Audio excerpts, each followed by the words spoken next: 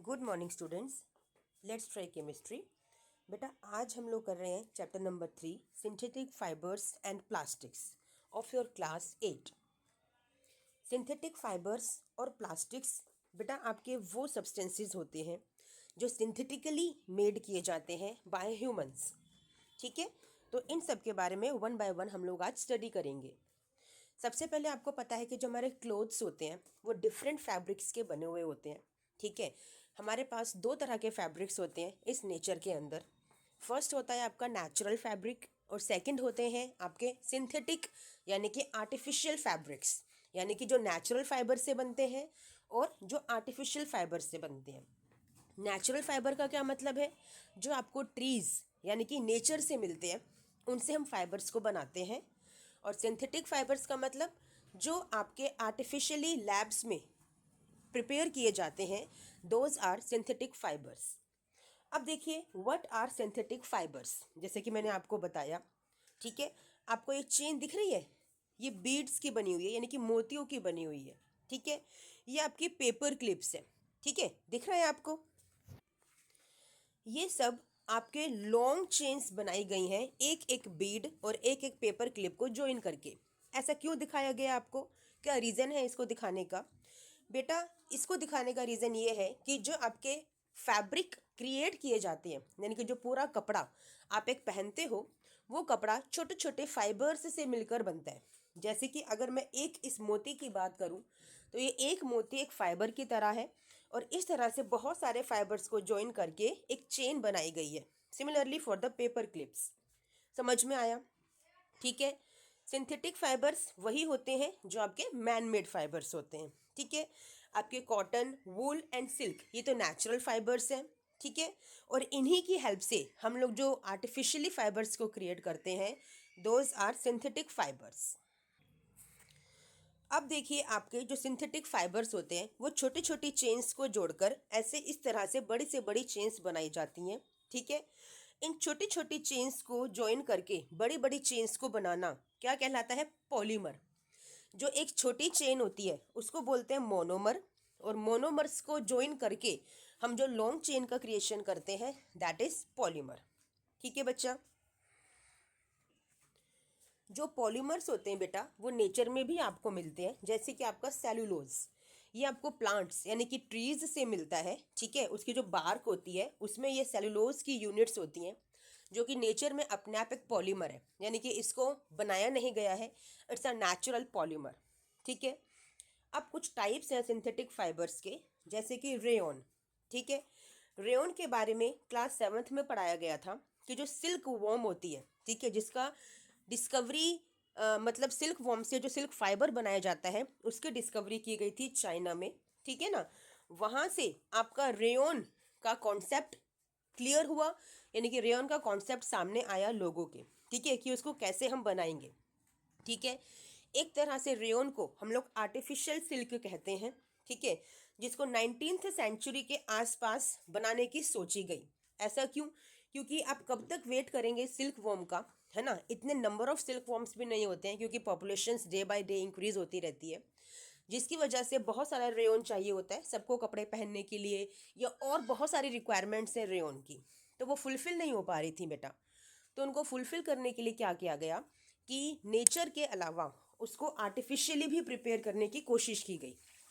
ठीक है, तो उसी आर्टिफिशियली प्रिपरेशन को जो हमने यूज़ किया उसे ही हम लोग बोल रहे हैं कि रेयन प्रिपरेशन, यानी कि आर्टिफिशियल सिल्क प्रिपरेशन। ठीक है, समझ में आया? जबकि जो हमारा रेयन है, ठीक है, वो नेचुरल सोर्स से हमें मिलता है जो कि वुड पल्प है। ठीक है ना, वुड पल्प से हमें रेयन मिलता है, इवन दो क्योंकि ये मैन मेड है इसीलिए इसको आर्टिफिशियल सिल्क हम लोग बोलते हैं। ठीक है बच्चा, चलिए, रेयन को बेटा कॉटन के साथ मिक्स करके बेड शीट्स बनाई जाती हैं। ठीक है, और वूल के साथ मिक्स करके कारपेट्स बनाए जाते हैं। तो रेयन का सिर्फ एक सिंगल यूज़ नहीं है कपड़ों के लिए। ठीक है ना, इसके बहुत सारे मल्टीपर्पस यूजेस हैं। ठीक है, नेक्स्ट चलते हैं नायलॉन। नायलॉन एक दूसरा मैनमेड फाइबर है। ठीक है, जो 1931 में बनाया गया था एक नेचुरल रॉ मटेरियल से, प्लांट्स एंड एनिमल्स से।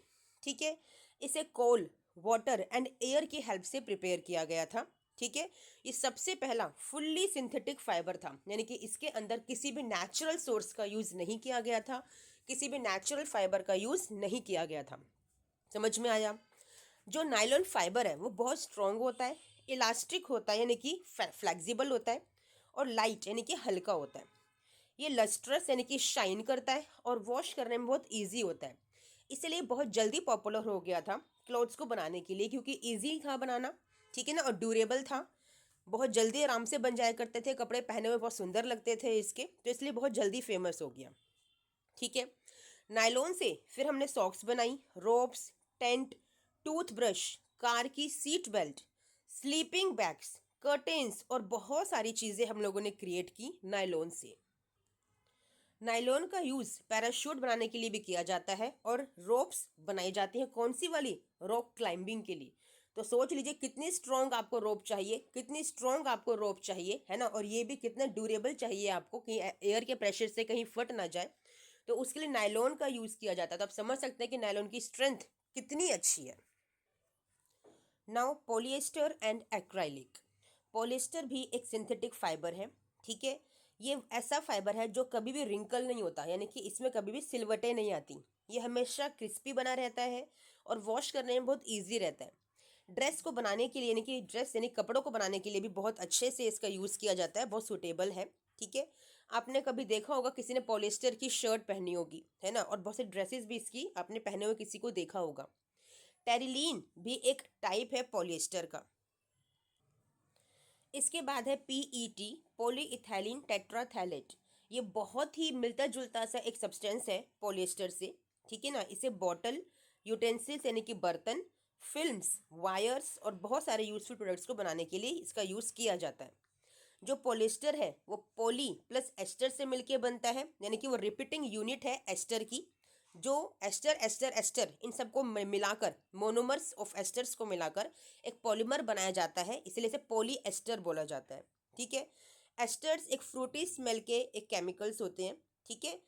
फैब्रिक्स जो पॉलीकोट, पॉलीवूल, टेरिकोट के नाम से सेल किए जाते हैं, वो सभी आपके इसी पॉलिएस्टर के फैब्रिक से बनाए जाते हैं, ठीक है। जो पॉलीकोट है वो पॉलिएस्टर और कॉटन का मिक्सचर है, और जो पॉलीवूल है वो पॉलिएस्टर एंड वूल का मिक्सचर है। Now acrylic. एक्राइलिक क्या होता है, ये भी एक सिंथेटिक फाइबर है बेटा।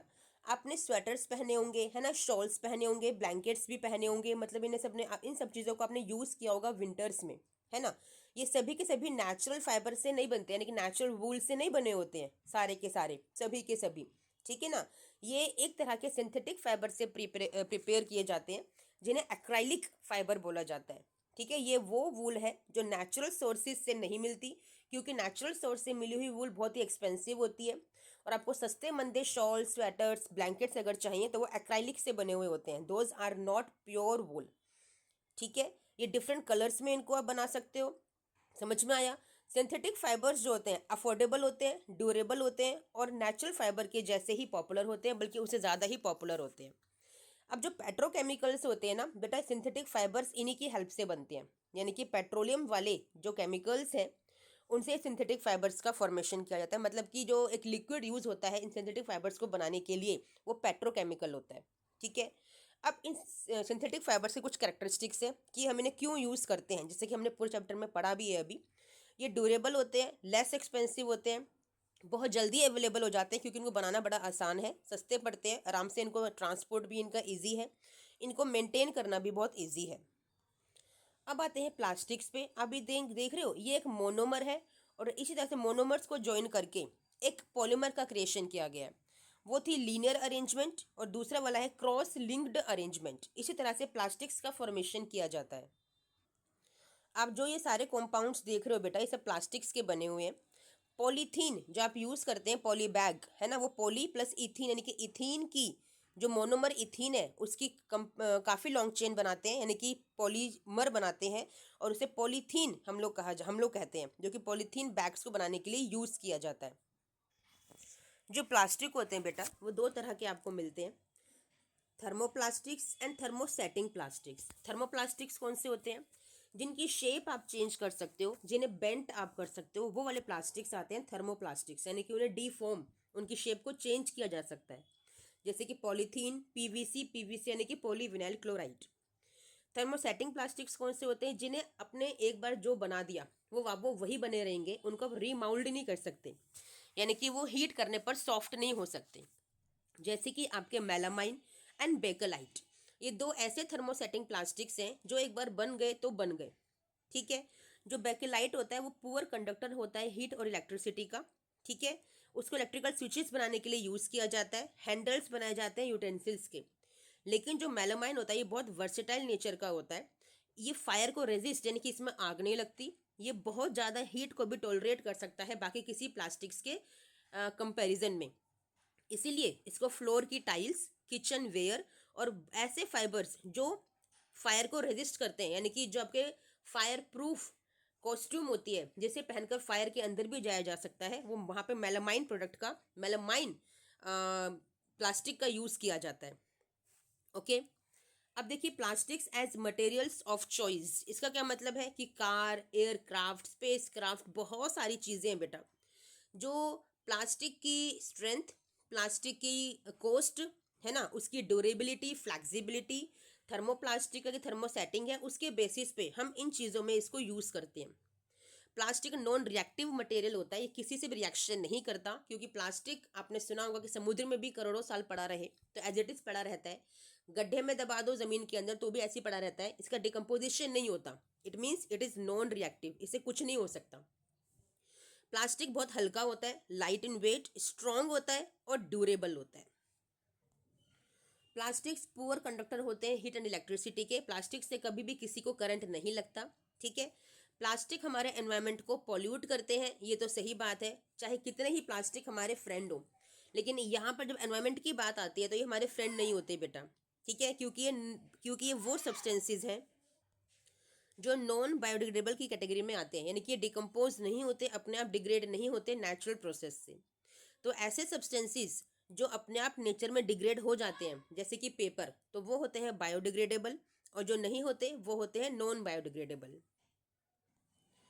हम सभी को बेटा ये 5R प्रिंसिपल फॉलो करना चाहिए: reduce, reuse, recycle, recover and refuse.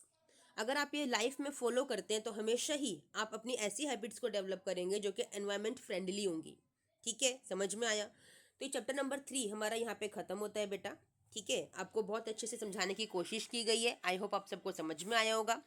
मेरी वीडियोस को लाइक, शेयर, सब्सक्राइब ज़रूर करें, ठीक है, ताकि आपको ऐसी वीडियोस और मिलती रहें। मिलते हैं नेक्स्ट वीडियो में, टिल देन थैंक यू बच्चा, बाय।